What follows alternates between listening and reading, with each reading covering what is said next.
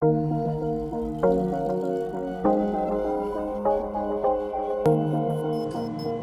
is a question we get a lot.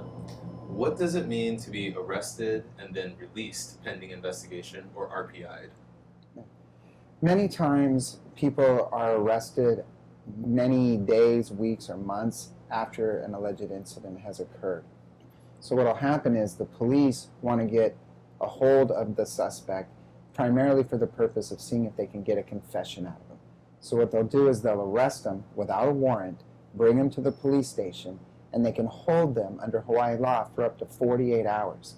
And this is something you can relate to. During that first 48 hours, there's nothing any bail bondsman can do. There's nothing any attorney can do. For that first 48 hours, they are held without bail. Now, during that time, they're supposed to be working on the case. But at some point, they have to make a decision before that 48-hour time period expires. They have to either file charges and set bail, or they can do what you just suggested, is they can release the person pending further investigation. And that's commonly referred to as RPI, release pending investigation. So obviously, if you've been arrested, you want to get released, okay? But release pending investigation means exactly what it says, released pending further investigation. It doesn't mean the case is over. And a lot of people make the mistake that because they were let out after spending a day or two in jail, they think the police must not have any case against them or it's not going to go anywhere. And then they go back to their normal life, and then 6, 8, 9 months later, they end up getting arrested at work one day on the basis of a warrant.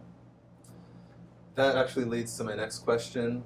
What is the statute of limitations on some of the common charges? For example, Class A, B, or C felonies, misdemeanors. Could you let us know? Yes. Well, the problem most people have in trying to figure out what the statute of limitations is for their particular case is in the beginning they don't know exactly what they're going to be charged with.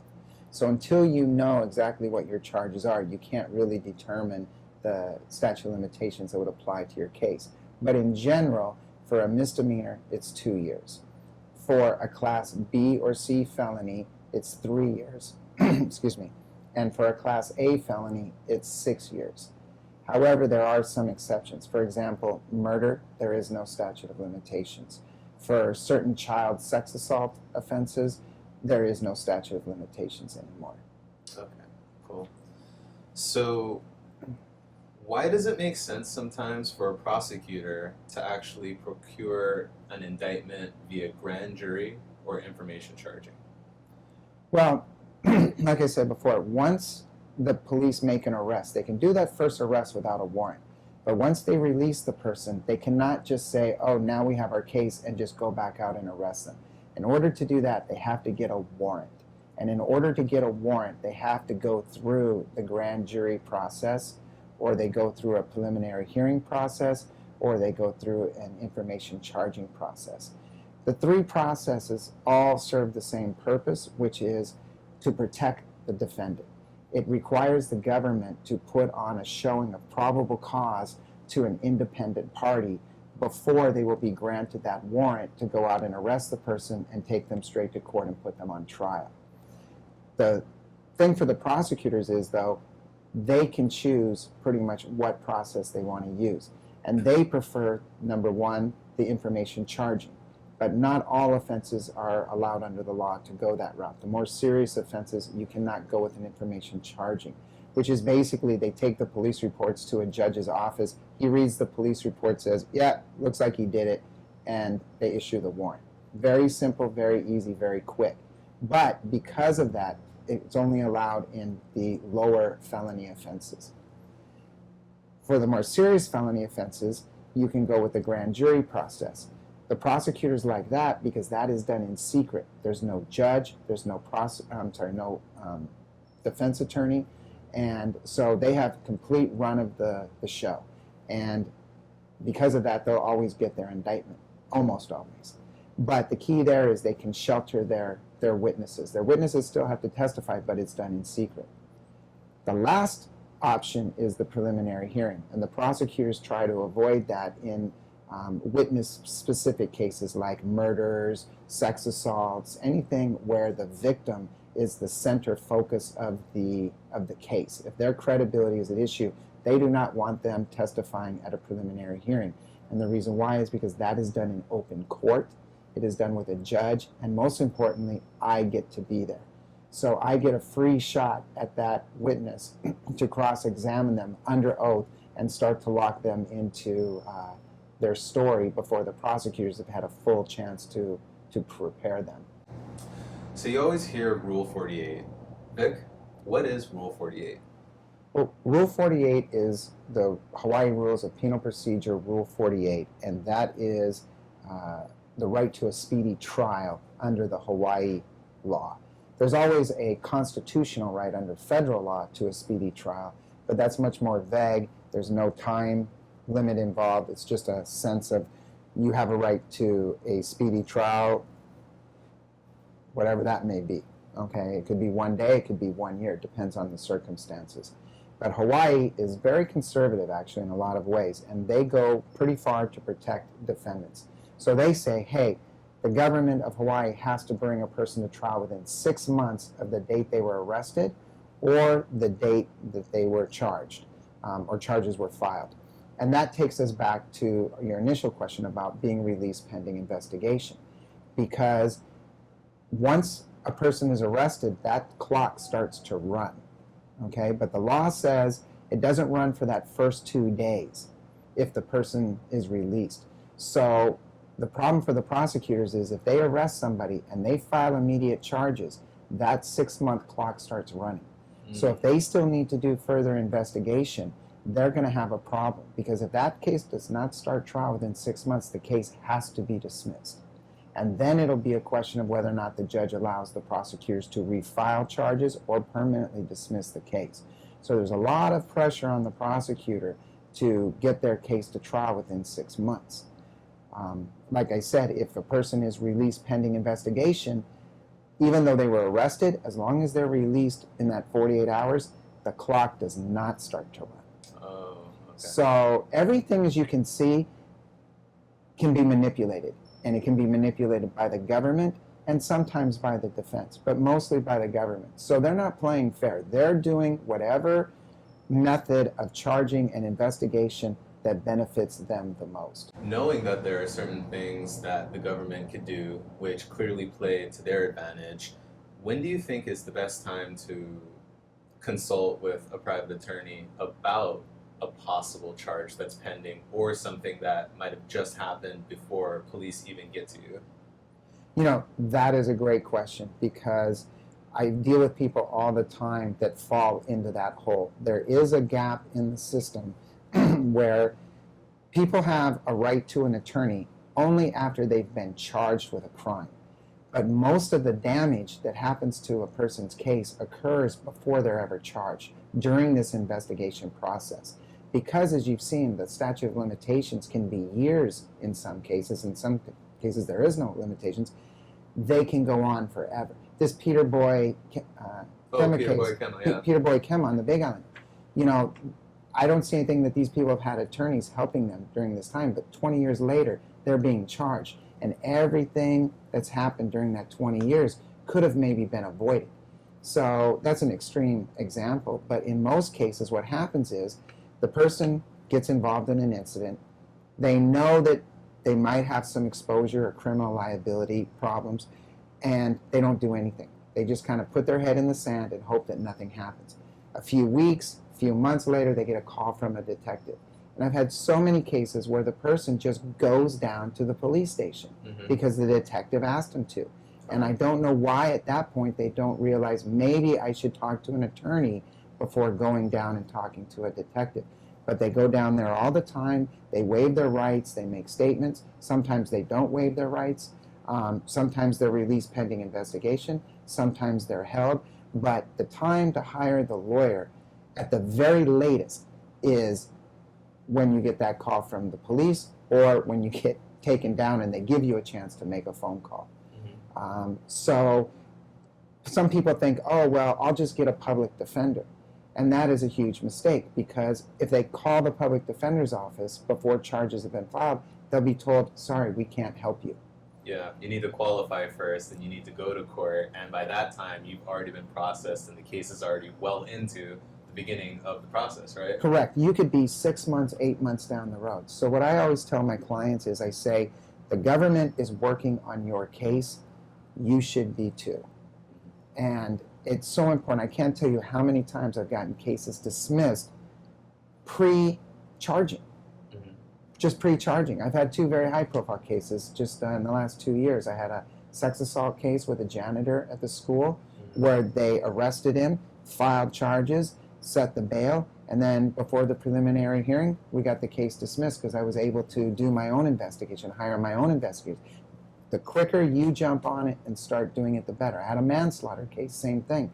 They even tried to take it to grand jury twice, but I was able to give them enough evidence so that the grand jury wouldn't even issue a warrant, even though the prosecutors, which is very rare. In fact, they took it to the grand jury twice and failed. So there are plenty of things that you can do ahead of time. You cannot just sit back and say, well, I'll just wait for a public defender.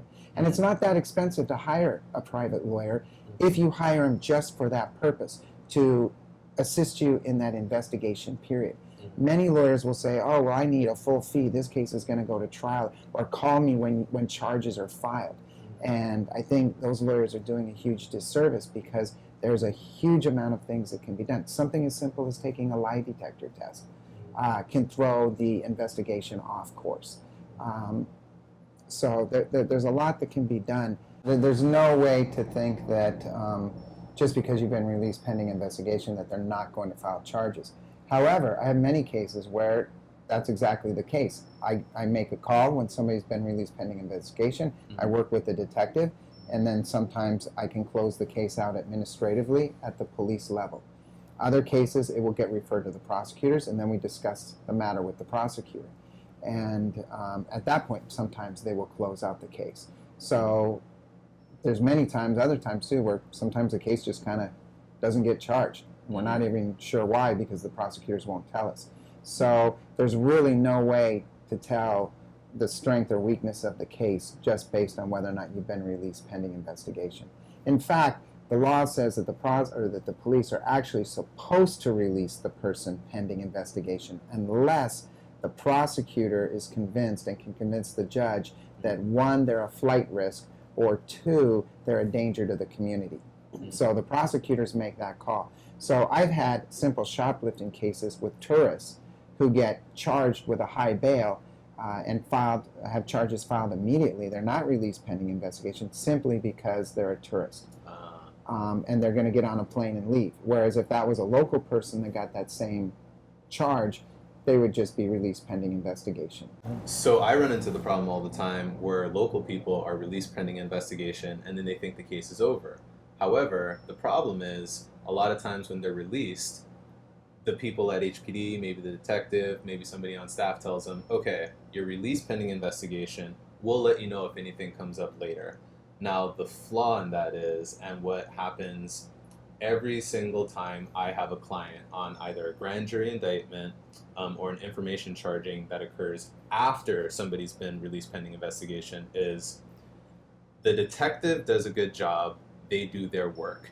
It gets submitted via the prosecutor to the court. Now, if the court issues that bench warrant gets assigned not to the exact same detective at HPD or the exact same police division at HPD. It gets assigned to the sheriff's division, which is a completely different division, city and county versus state of Hawaii. Another key thing that I've noticed when prosecutors talk about what it means to have proof of service, I've seen what their definition of proof of service is. And proof of service means, has the bench warrant been served? Now, everyday people like me and you in society, proof of service means, oh, if there is a bench warrant, aren't they going to notify me? Aren't they going to send me a letter? Can I have like a process server tell me that I have to go to court, I signed for something, or registered or certified mail? Unfortunately, that doesn't exist.